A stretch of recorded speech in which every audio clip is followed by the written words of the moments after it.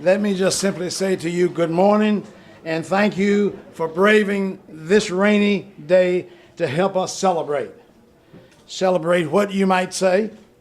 My answer is preserving affordable housing in Lexington, changing the streetscape of affordable housing in Lexington, a shot in the arm for this neighborhood, more jobs and economic development at its best. That's why we are here this morning to celebrate. I always like to say that I had a hand, okay, in the development of this complex.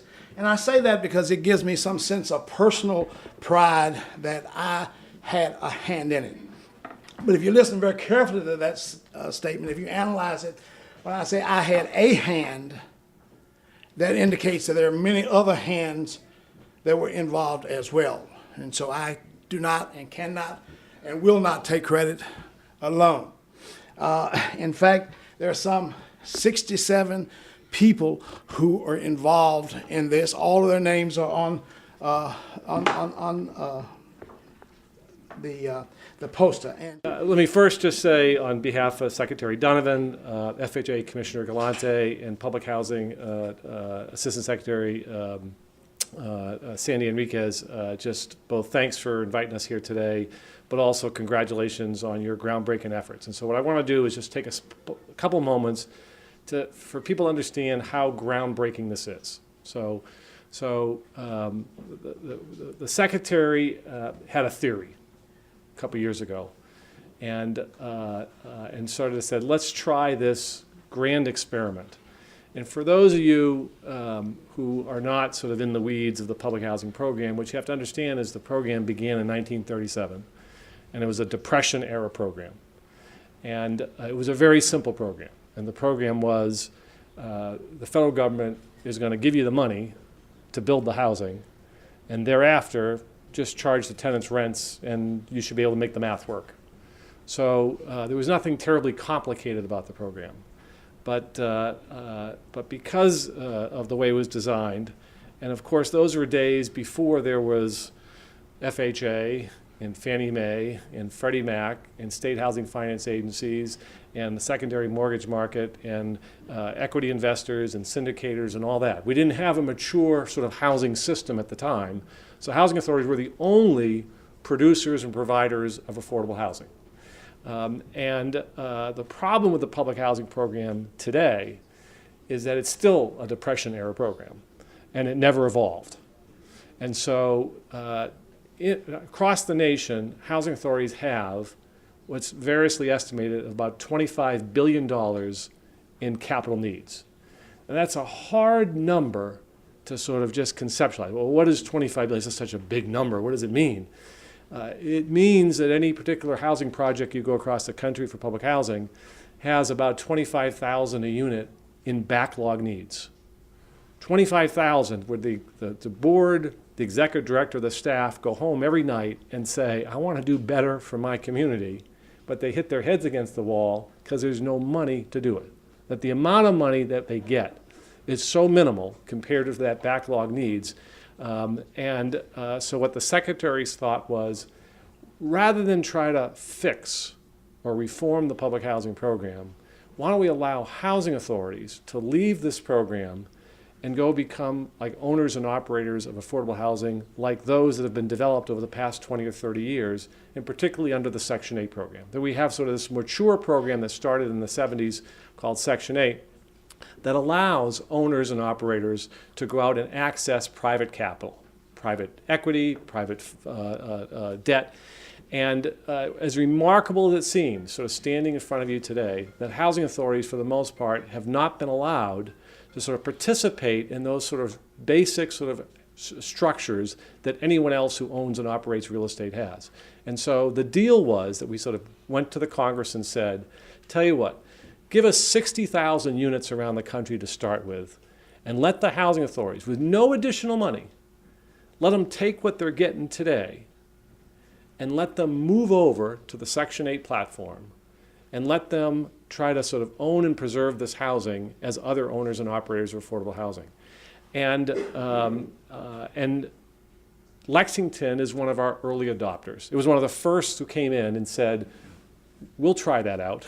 We want to do something here in this community to preserve this housing here, and let's take a shot at it. Now, since then, we've awarded all 60,000 units around the country under this sort of initial program, and there's another 120,000 of units that are sitting on a waiting list dying to participate. So in our view, this has been a wonderful success, which is to say, if we can free housing authorities of sort of the structures that are associated with the public housing program that don't allow them essentially to go out and put a mortgage on their property, and instead let them operate like other owners of affordable housing, then there's a lot that they can do. And so indeed here in Lexington, that's what we have today, and that's why we're here, this sort of celebration of both the leadership and vision of the Housing Authority and its board is sort of taking a step forward and sort of taking the risk, but then sort of what this means for sort of public housing nationwide. For those who may not know, but we've asked the Congress now, well, they initially gave us 60,000 units to sort of lift the cap and eliminate it altogether so that other housing authorities can just sort of, anyone who sort of wants to participate in this program, they can. This is, I remember those, the training program we did in I think it was Franklin, Tennessee, that Austin and his staff showed up at, and we were sitting around a little table, and this was back when so it was just still in the idea stage of how might this work for Pimlico. And indeed, it gives me goosebumps today to think about sort of this project sort of really coming to fruition. So again, for the community, just to understand how much you're sort of groundbreaking in terms of what's happening here for this property, what it means for the future of another 1.1 million units around the country, but then the steadfastness of Austin and the board here of struggling. This was a new program. There's lots of stuff that we certainly hadn't figured it out, and for you guys sort of to stay the course and to pull it off. And so with that, again, thank you and congrats for what you've done here. Some of you know out on Richmond Road, the east side, the Pennington Place, off Codell Drive, decaying, dilapidated. And what did that lead to? It has led to a decay in neighborhoods. And that is an example of a private sector led initiative, that and the Sonnet Cove, a similar model. And both together, more than 600 units restored and contributing. And what is it at the heart of that is contributing then to a preservation, a restoration in many respects of neighborhood. And that, when we think of America, we think of neighborhood.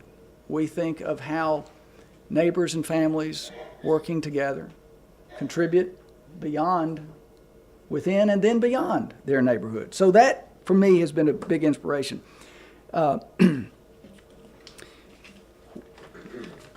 When Greg was talking about the pent-up demand and that backlog, that $25 billion, it sort of gave me a little bit of a barometer. More than 25 years ago, I was on a job site when we were building the Toyota plant, and at that time, that investment represented almost $1 billion. So what you're describing is across America, 25 times the investment in plant and equipment of Toyota's leading #1 manufacturing plant in America, which illustrates to us the significance of the challenge. And that why then coming together in this way has been a big inspiration for all of us. Now, what Austin said he wanted me to, and I'm wrapping up, but I want to wrap this up with an illustration of how a caring and giving community in a city like Lexington works not just to respond, but to proactively engage a challenge with the vigorous support and encouragement of a city council, with the vigorous support and encouragement of a faith community in our city, with the strength of a financial statement of a city, a city that's working to solve its problems. We have been able to assign this year $3 million to affordable housing in our city. And that,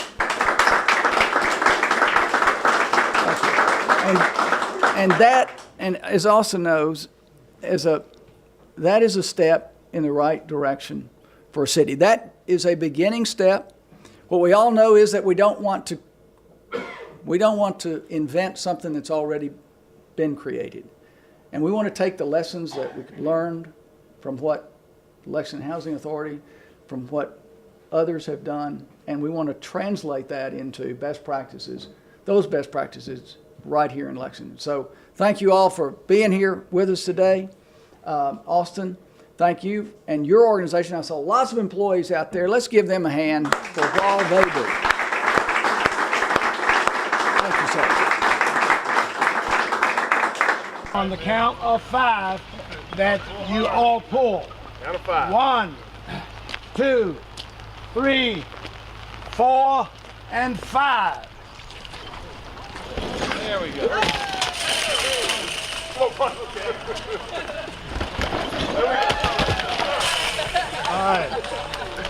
Oh, the umbrellas went there. This means a fresh new beginning. Center Parkway is sort of the anchor in the middle of the district, and to revitalize 206 units here is going to be a tremendous impact of positive change for this community. It's going to take, I think, about 2 years for total construction to be completed. They're going to have a variation of units from exterior facade to inside painting and cabinetry and flooring, so it's going to be a real asset so that everything doesn't look mundane and the same. It's going to be a real variety, so it's going to be really good for the neighborhood. And I'll say one of the things that's really unique about this program, as we talk about, as the mayor said earlier today, the $3 million that the council and the mayor put towards affordable housing and the $500,000 that we put towards homelessness. I think that Austin has proven that there are ways to put together really innovative financing packages to do a lot more and leverage a lot more dollars. And I think that the city needs to really look closely at the model that Austin put together here and take that $3 million that we're investing into affordable housing and look at how we can partner with other people like Kentucky Housing Authority and some of the local banks, and even do some private partnerships, private-public partnerships, so that we can leverage those dollars and make them grow. What this is all about is fixing problems. When I think of a project like this, I think of problem solving. When I think of the pent-up demand, the backlog, that's what we were hearing from the partners all across the city and the state and even beyond the borders who have worked together to pull this project together, is that there's a big pent-up and backlog demand for affordable housing, for workforce housing in our city, and it's the same across America. So what this represents, though, that's really important for our city is it represents our seizing the moment, seizing the opportunity, taking the skill sets that we've got through our housing authority and then working with state and federal resources to put together this project. At a particular time when it's really needed, right here in Lexington.